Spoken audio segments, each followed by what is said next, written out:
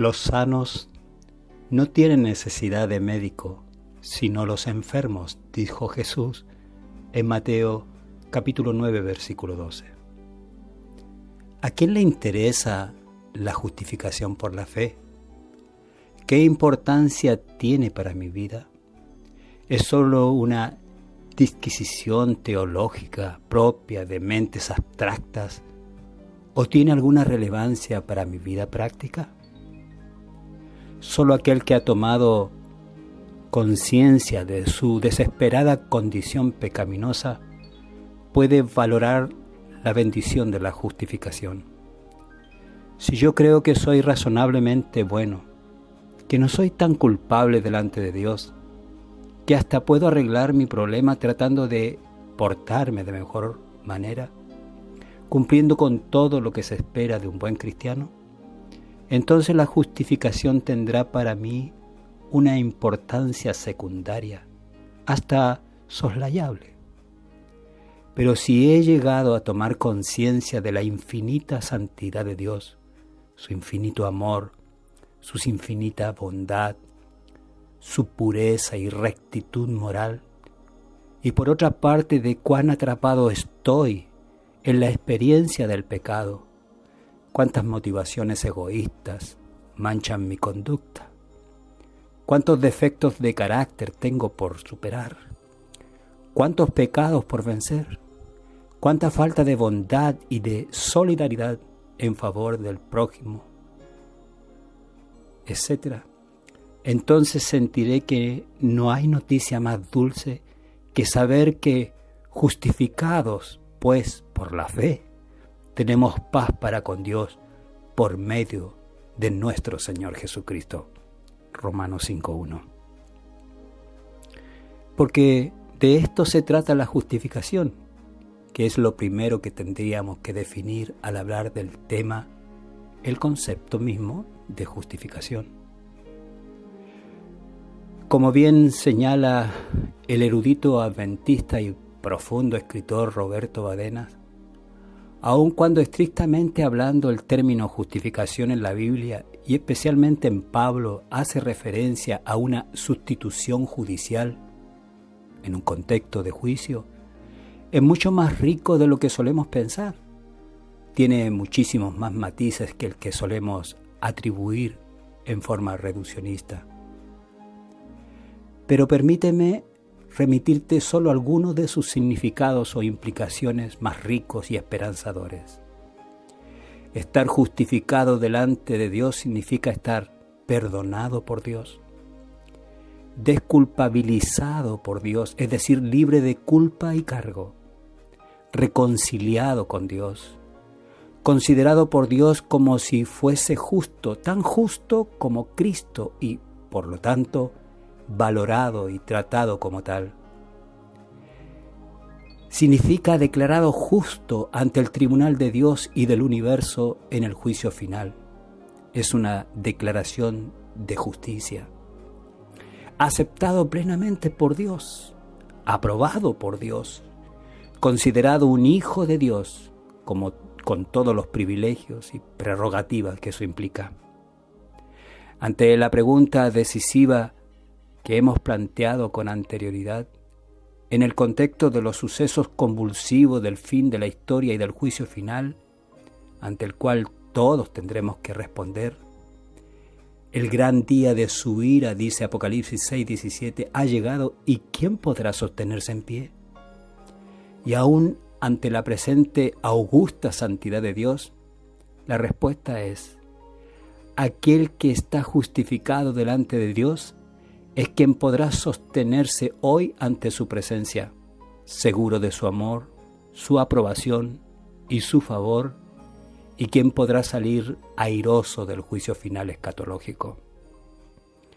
De allí que la experiencia de la justificación sea tan neurálgica y vital para la experiencia cristiana y para el andar del cristiano con Cristo hasta su venida en gloria y majestad.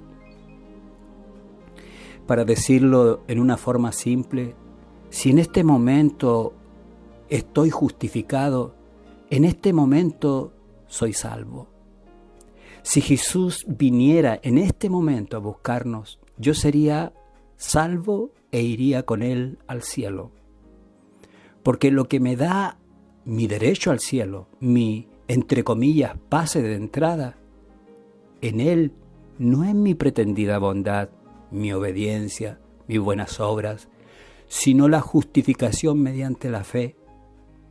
No sé qué decisiones voy a tomar mañana, y por eso no puedo decir salvo hoy, salvo para siempre. Pero hoy yo puedo y tengo el privilegio y debo tener la total seguridad de mi salvación. Entonces, ¿cómo podemos estar seguros de estar justificados delante de Dios? Si yo soy un ser irremediablemente pecador, que por más que intento ser bueno, perfecto, santo, no dejo de fallar a cada paso y de estar inmerso en el pecado, aún a pesar de las grandes cosas que el Espíritu Santo hace en mí. ¿Cómo puedo tener la seguridad del perdón de Dios, de su aceptación, de su aprobación, siendo que Él es infinitamente santo? Precisamente el texto de Romanos que citaremos es uno de los textos clave de la epístola, porque en forma muy sintética brinda, según logró ver Lutero en él, tres grandes y únicas razones exclusivas y excluyentes por las cuales somos justificados, que son las que nos dan la garantía y seguridad absoluta de la justificación para el que cree. Es lo que él, Lutero, denominó las tres solas de la justificación: sola gratia, solus Christus, solo fide. Esto significa que no hay ninguna otra razón por la cual Dios nos justifique, y se encuentra en el pasaje de Romanos capítulo 3, versículos 24 y 25. Dice así: siendo justificados gratuitamente por su gracia, mediante la redención que es en Cristo Jesús, a quien Dios puso como propiciación por medio de la fe en su sangre, para manifestar su justicia a causa de haber pasado por alto en su paciencia los pecados pasados.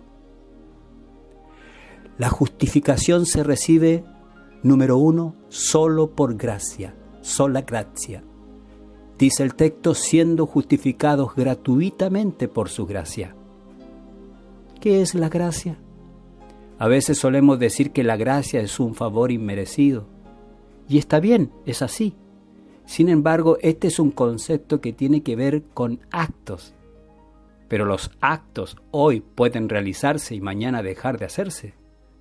Pero cuando entendemos que además de ser actos divinos realizados en nuestro favor, sin que los merezcamos, es sobre todo un atributo del carácter de Dios por el cual Dios nos ama, nos recibe, nos acepta, nos bendice y nos salva aun cuando no lo merecemos.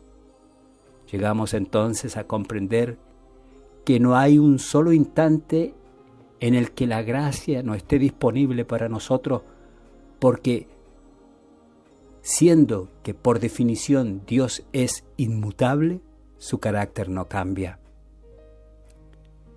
Entender la gracia como un atributo inmutable del carácter de Dios nos previene contra dos errores bastante relacionados.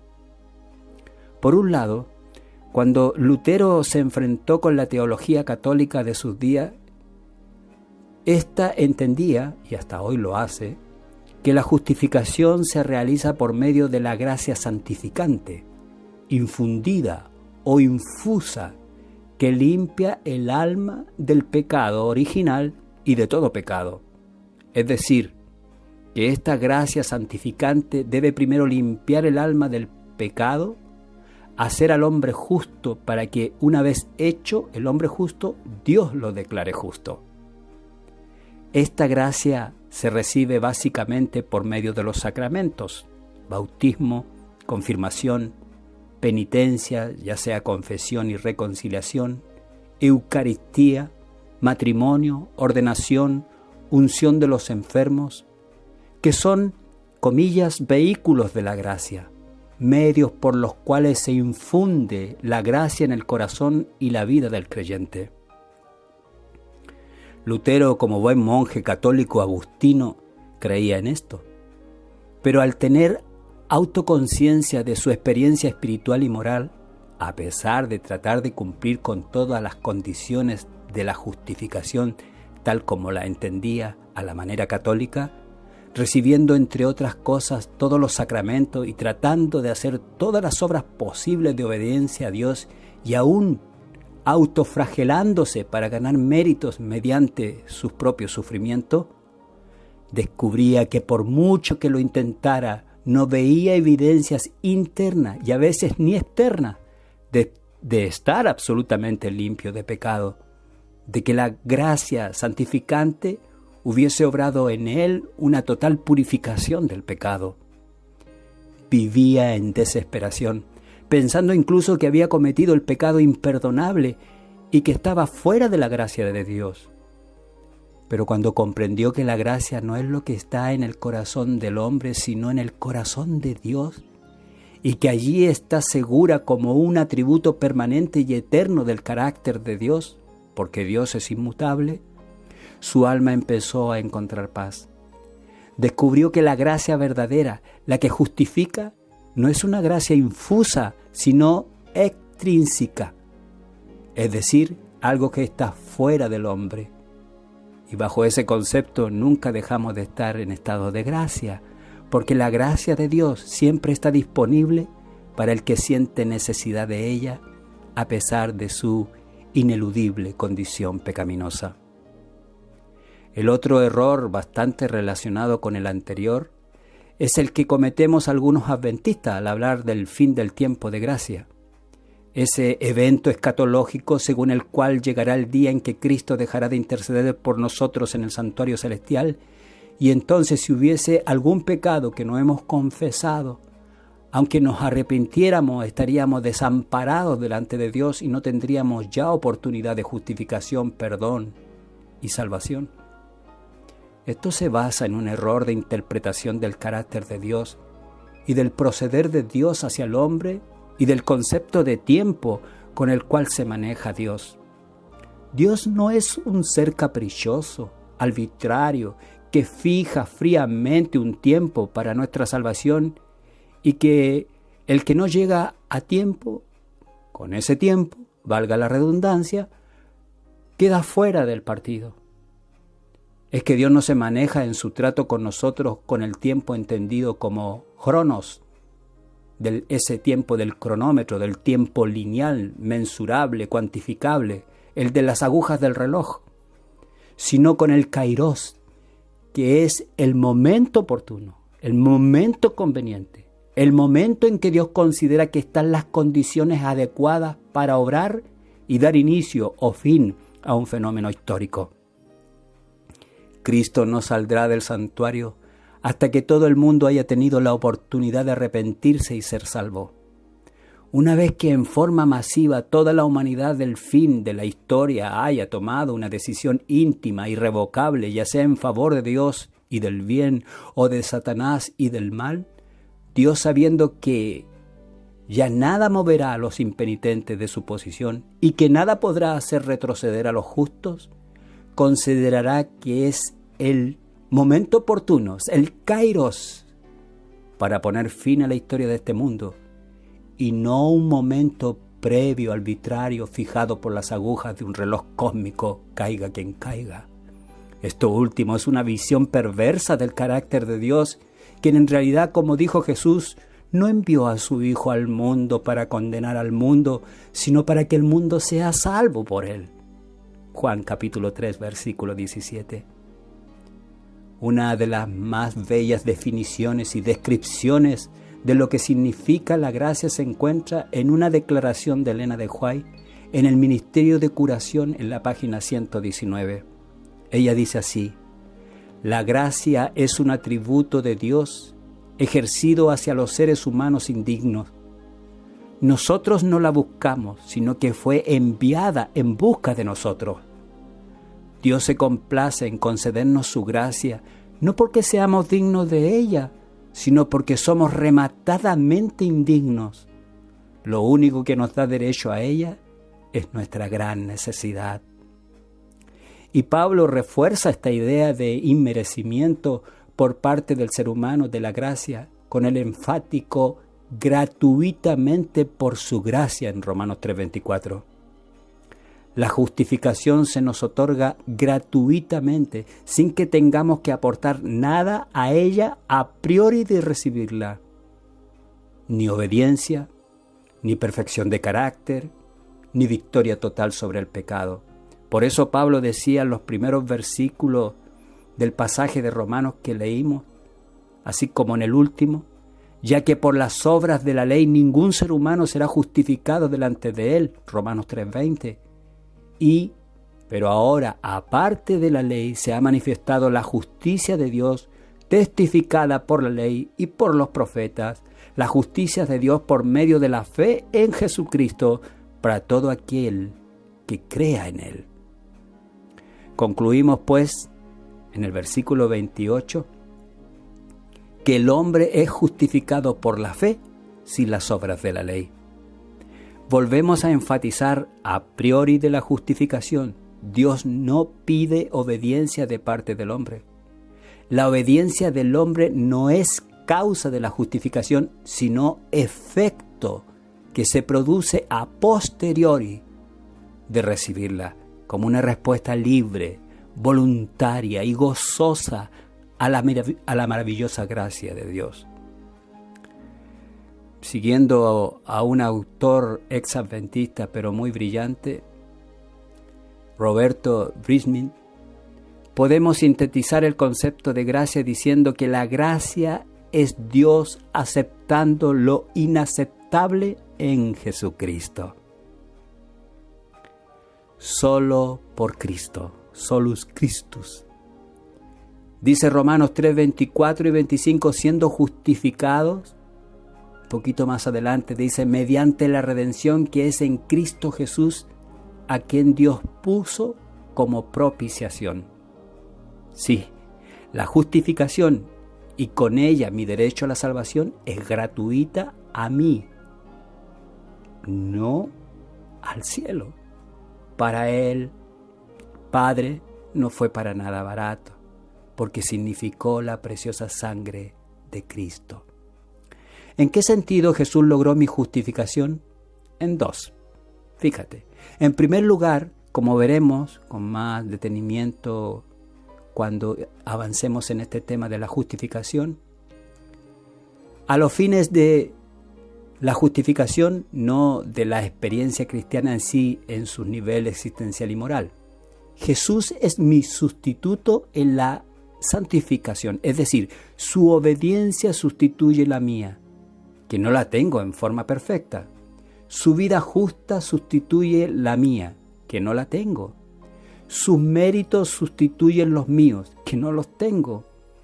Cuando confío en los méritos de Jesús como la única causa de mi justificación, Dios no mira mi falta de obediencia, de justicia, de méritos, sino que me mira a través de Cristo y me mira y considera como si yo fuese tan justo, obediente y meritorio como Cristo. Me mira a través de Él y pone a mi cuenta su justicia en vez de mi total desnudez e insolvencia moral. Y en segundo lugar, Jesús en la cruz fue mi sustituto en la muerte. Yo tendría que haber muerto en la cruz por causa de mis pecados. Mis pecados me culpabilizan y me condenan delante de Dios. Pero Jesús, como mi sustituto y garante, cargó con mis pecados, murió a causa de ellos y los expió absolutamente en la cruz. Cristo, dice el deseado de toda la gente en la página 17, fue tratado como nosotros merecemos, para que nosotros pudiésemos ser tratados como Él merece. Fue condenado por causa de nuestros pecados en los que no había participado, con el fin de que nosotros pudiésemos ser justificados por medio de su justicia en la cual no habíamos participado.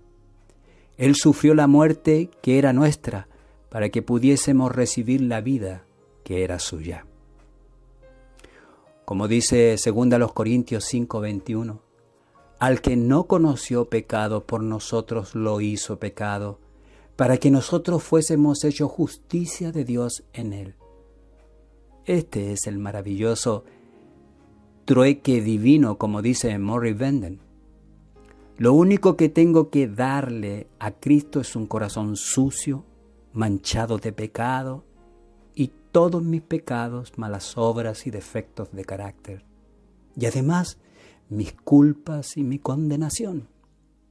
A cambio, Jesús me da toda su justicia, su obediencia perfecta, su carácter perfecto, su justicia perfecta, su expiación y liberación absoluta de culpa y condenación. Y aquí hay un aspecto muy importante que tiene que ver con la seguridad de justificación, de salvación. Acudiendo a una fantasía, si cuando confieso mis pecados Dios no me perdonara, no me justificara, no me aceptara, no solamente que no estaría siendo misericordioso, sino que incluso no estaría siendo justo, estaría faltando a la justicia, al pacto concertado en la cruz. Porque en la cruz Dios se comprometió a perdonar mis pecados y justificarme por lo que Cristo logró en ella. Así que en un sentido absolutamente metafórico, Dios está comprometido, entre comillas, obligado a perdonarme y justificarme, porque Jesús ya cumplió su parte del pacto en mi favor. Yo saldo entonces mi deuda. En otras palabras, como diría Martín Lutero, no somos justificados por una justicia intrínseca, inherente, sino por una justicia foránea, externa a nosotros, la de Cristo, pura y exclusivamente. Resumiendo, la redención, la expiación, la propiciación, que son conceptos del Antiguo Testamento, del santuario, usados por Pablo para hablar de la obra redentora de Cristo, significa que Jesús se hizo inaceptable para Dios para que yo pudiera ser aceptado en Él. Solo mediante la fe, sola fide, siendo justificados por medio de la fe en su sangre, Romanos 3, 24 y 25. Dios ha demostrado que me ama incondicionalmente, que me extiende su gracia no porque la merezca, sino porque la necesito, que ha dado lo más precioso que tenía el cielo, a Cristo, por mi redención, para que pueda tener la seguridad de su perdón, de la justificación y de la salvación. Pero de nada sirve todo esto si yo no lo creo. Si no confío en la palabra de Dios que me dice que estoy justificado por causa de la gracia de Dios y de la sangre de Cristo, si no lo acepto humilde, gozosa y agradecidamente.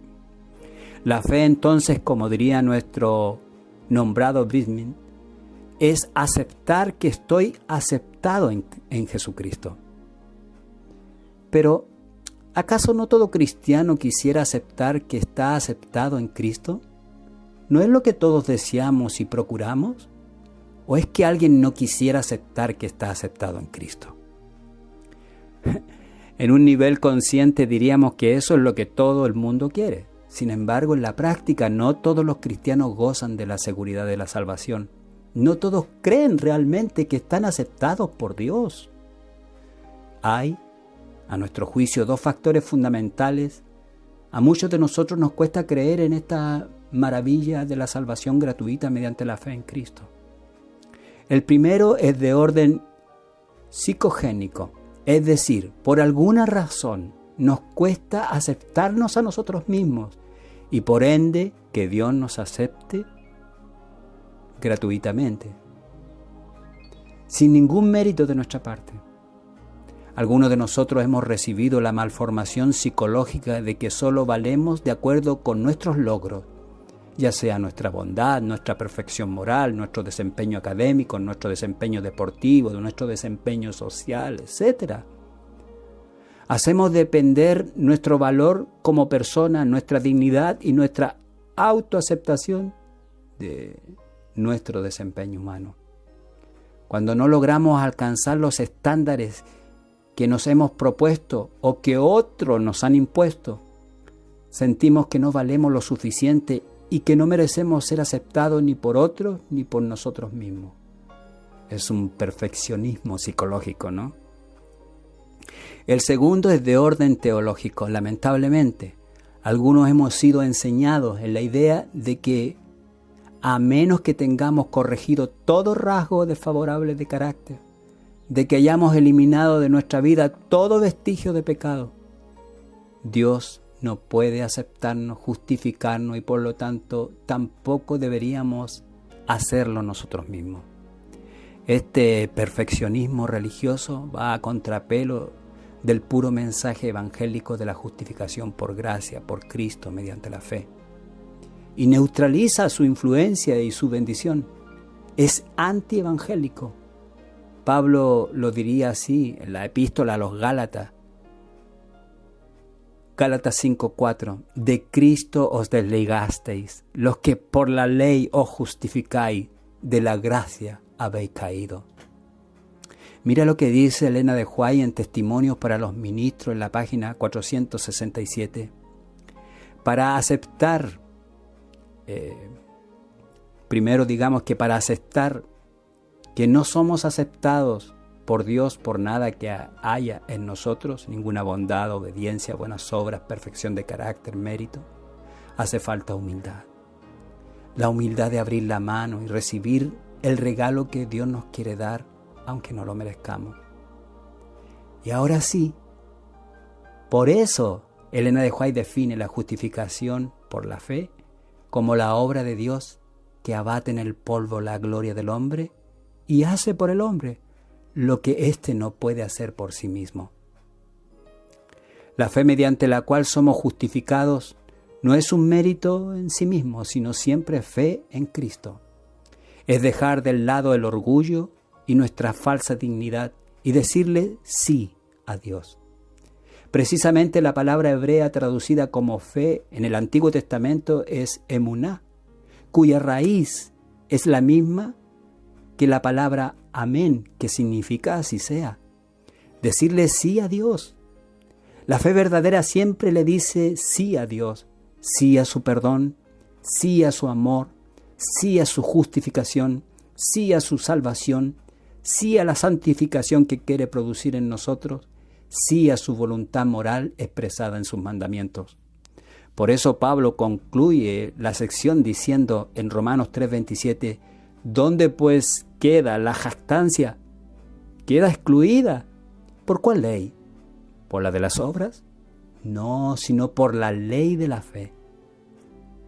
Precisamente de esto se trata la justificación y en gran medida la salvación. Desterrar del hombre todo egocentrismo, todo orgullo humano, toda vanidad.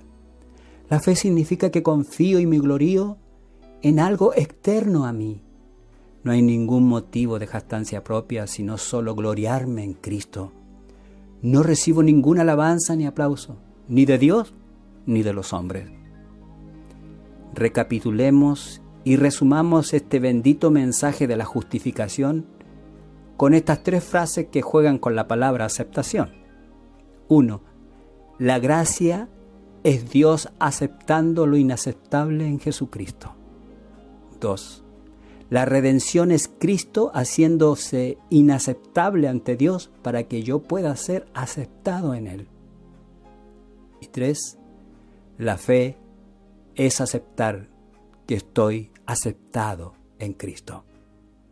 Que podamos entonces alegrarnos humildemente, pero con plena gratitud por la salvación tan generosa, libre y amplia que Dios ha provisto para cada uno de nosotros, para que vivamos confiados en Él durante nuestro peregrinaje terrenal y entremos con seguridad en el hogar celestial cuando Jesús regrese a buscarnos.